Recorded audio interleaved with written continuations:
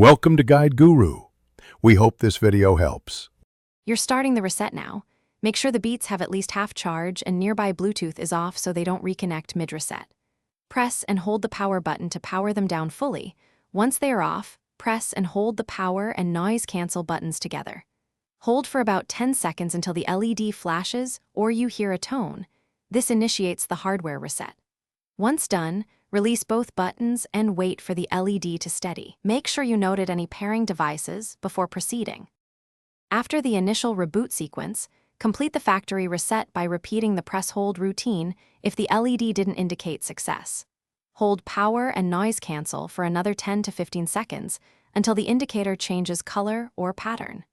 You're doing this to clear cached settings and Bluetooth pairings so the headphones return to default behavior.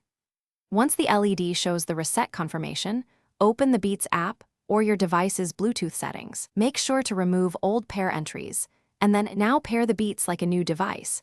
Enable Bluetooth on your phone, select the headphones from the list, and accept pairing prompts. If pairing fails, power cycle both your phone and the headphones, then attempt pairing again.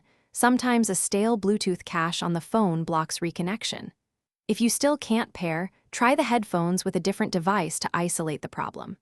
As a final tip, perform a full charge and reattempt. If issues persist, contact Beats support for hardware diagnostics. Thanks for watching. Consider subscribing if we helped you today.